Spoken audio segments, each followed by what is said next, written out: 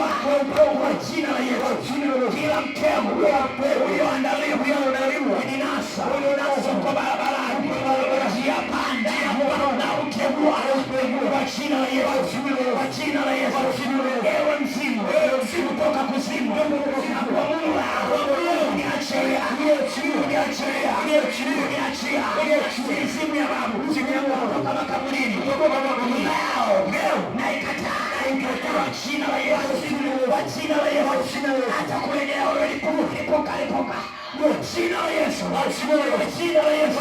Hiyo mizimu ya bibi zangu waliokufa miaka iliyopita, umetunga familia, leo tunaikataa kwa jina la Yesu.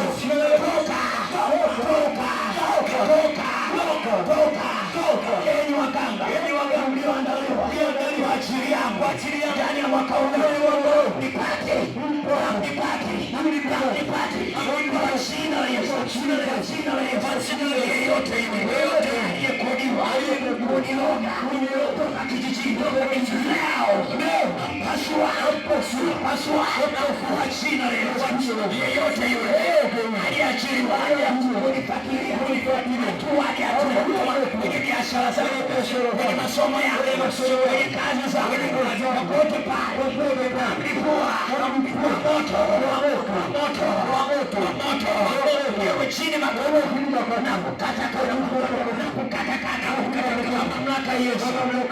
Joka la kuzimu ulieneza maisha yangu leo na kusambaratisha kwa jina la Yesu.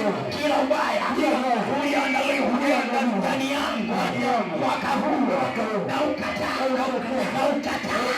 kwa jina la Yesu.